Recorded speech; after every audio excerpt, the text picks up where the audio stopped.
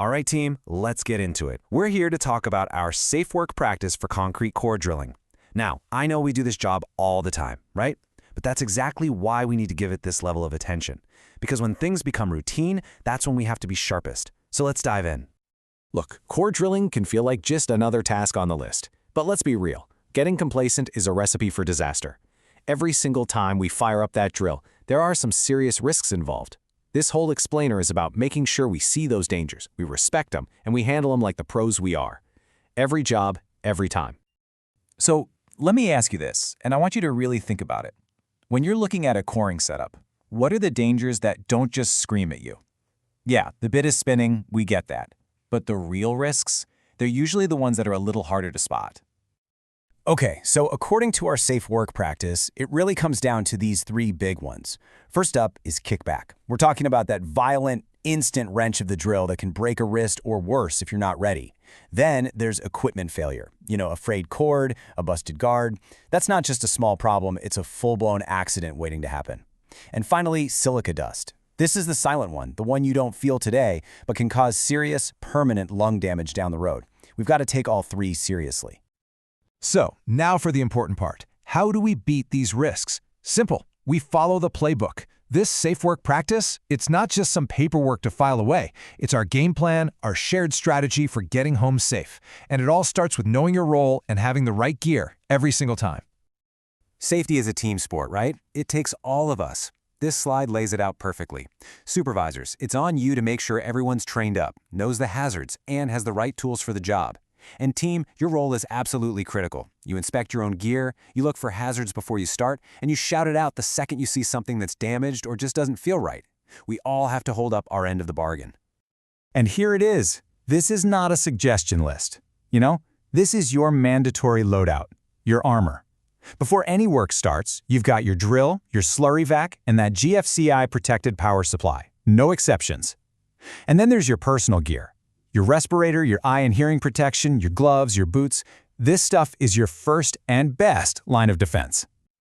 Now listen up, because this is probably the most important thing I'm going to say. The safest, most crucial work you do on a core drilling job, it happens before you even think about hitting that power button. The setup is everything. A good, clean, incident-free job is won or lost in these moments right here. These 4 steps are our foundation. Number 1, mark the utilities. You have to know what's inside that concrete before you start cutting. It's a must. 2, use a GFCI. We're working with power and water, folks. It's the only safe way. 3, anchor that stand down securely. Make sure it's level. A wobbly drill is just asking for a kickback incident. And finally, number 4, lock out any live utilities. It's that final check that guarantee you're not going to hit something hot. Skipping any one of these is a gamble we just don't take at Evergreen, period. Okay, you're all set up. The area is secure, your checks are done. Now it's time to drill. This is where your training and your discipline really kick in. What we're about to cover, these aren't just tips or guidelines. These are the hard and fast rules of engagement for when that bit is spinning. This lays it out as clearly as possible. The do's column, that's your active checklist while you work. PPE is on. Water is flowing to control that dust. You're managing the slurry so it's not a slip hazard. And you are always braced and ready for how that tool might react. And the don'ts, those are the red lines you never cross.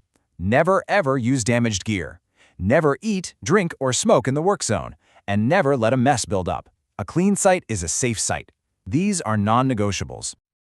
I really want to stop on this one for a second, because this is about physics, and it's immediate. Kickback is a very real, very physical threat. It's that brutal twist when the bit suddenly binds up. You have to be balanced, braced, and expecting it could happen on every single hole. If you don't respect the power of this tool, it will win. We have to control it. So why all this? All these rules, these checks, these explainers? It's pretty simple, actually. It's not about checking a box or filling out a form. It's about a commitment. It's a promise we make to ourselves, and more importantly, to every single person on this crew, that we're all going home in one piece at the end of the day.